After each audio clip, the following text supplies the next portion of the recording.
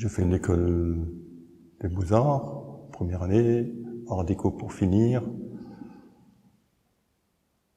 J'ai fait quelques résidences d'artistes, Villa Médicis, Villa Kujuyama, j'ai un peu bricolé autour. Ma profession, responsable de création cristallerie de Saint-Louis, et artiste, auteur, fabricant d'objets, voilà. Ça me va très bien. L'expo à l'abbaye de Maubuisson, c'est avant tout une rencontre, un lieu incroyable. On me demande de faire un travail par rapport à l'histoire, par rapport au lieu. C'est une réflexion, il faut se réinventer, se réadapter, essayer de cohabiter avec ce lieu, cette histoire. C'est ce qui m'a séduit. Et l'abbaye a quand même une certaine aura. Dans ces salles, sous ces voûtes, déjà, on l'entend, ça résonne donc au niveau du son, mais aussi une résonance qu'on sent en soi. Un des grands défis, c'était aussi le temps. Donc, en un an, on est un peu limité pour la production. En fait, limité. Ma manière de travailler fait en sorte qu'il me faut beaucoup de temps. Et du coup, j'ai invité quelques pièces existantes dans le parloir. Sur une planche, il y a une armure en cristal, taille réelle. Au fond, il y a une petite pièce en cristal noir, un crâne.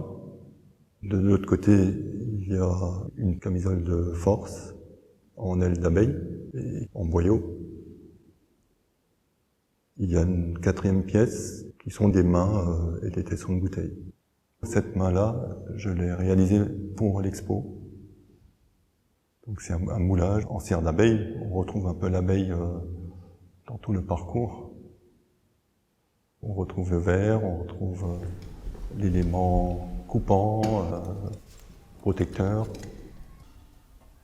L'armure en cristal avait été réalisée dans le cadre de la Villa Médicis, en 94-95.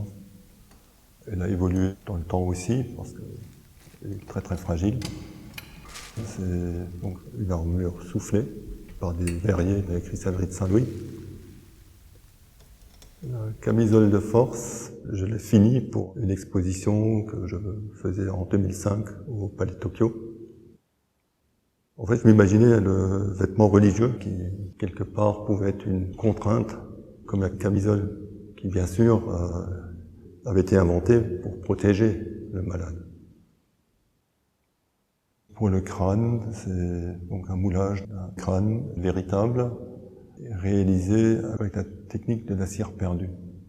Le noir du crâne, c'est en fait la matière, c'est du cristal noir. En fait, le lien, c'est pas forcément la main, mais c'est l'être humain qui, quelque part, présence par le crâne, par la camisole, c'est une forme de quelqu'un, une peau, une mue, l'armure, c'est pareil, c'est une mue. Et je pense que l'expo a été faite aussi par rapport à des personnes, en fait les sœurs, qui vivaient ici. C'est des présences, c'est des empreintes. Dans le passage au champ, qui est cette grande pièce très lumineuse, on a installé un travail qui est fait avec des cheveux, des tissages en fait. L'idée c'était de faire un voile. À l'époque, les jeunes personnes qui rentraient dans une abbaye prenaient le voile. Et cette histoire-là qui m'intéressait beaucoup. Le voile, souvent, c'était aussi, donc, on renonçait à sa vie d'avant, on coupait les cheveux, ça s'appelait la tonsure. L'idée du voile, du tissage, c'était d'entremêler les cheveux de plein de personnes différentes. Parmi ces cheveux, il y en a qui ont été achetés, d'autres qui ont été donnés. C'est des destins, plein de destins qui ont été noués ensemble. Donc le voile, à peu près 6 mètres sur 65-70. Et c'est peut-être la pièce qui m'a pris 1 an de tissage, en sachant qu'il fallait inventer ou réinventer un peu des manières de faire. À la fin, j'arrivais à 3 tissages par semaine. La salle des religieuses, c'est la salle des 3 colonnes. Avec, voilà, encore une fois, cet espace qui est magnifique, autant par sa taille, autant par la lumière qui y règne. J'ai eu envie de placer des individus. On parle encore une fois des présences, qui là sont en fait des vitrines. Des vitrines que je noircis et que je dessine de l'intérieur. Je les noircis donc avec des bougies que je brûle, des flammes qui lèchent les vitres. Et la flamme aussi, c'est un peu une âme qui passe par là. Dans ces vitrines, pour une histoire de temps, encore une fois, j'ai repris des vitrines qui existaient et j'en ai fait pour l'abbaye. Il y a un sujet qui revient régulièrement et qui en fait est en écho avec l'abbaye aussi. Un mot en amène un autre, c'est comme des fois une image peut en amener une autre. Et mon travail se construit aussi de cette manière-là. C'est la vie, c'est la mort, c'est des angoisses. Donc par contre, avec certaines idées préconçues, par rapport à ce que j'imagine qu'on peut être les angoisses ou les peurs d'une certaine époque. L'idée du péché dans ce genre de lieu m'attirait aussi. Dans la dernière salle, qu'on appelle les latrines, j'ai posé une ruche. Une ruche qui est en fait un modèle réduit d'une des salles que justement on ne peut plus visiter. Une colonie d'abeilles ne sera jamais assez grande pour habiter un lieu aussi énorme.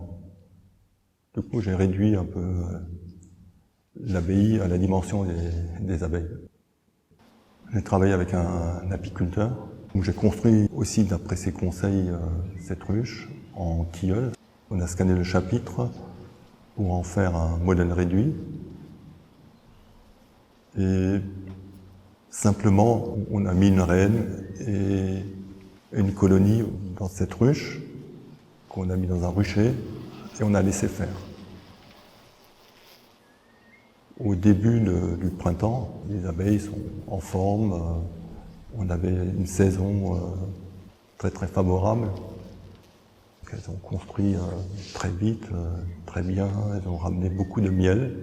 Mais cet été a été finalement pas très favorable. Trop de soleil, pas assez d'eau. Les abeilles, donc ça les a ralenties. Elles ont même arrêté de construire. Il y a eu une petite tornade qui a fait quelques petits dégâts, mais tout ça, ça fait partie de la vie. Et c'est très bien comme ça. C'était très expérimental. Je n'avais jamais travaillé comme ça avec des abeilles, et je n'avais pas non plus le moyen d'influencer ces petites bêtes-là.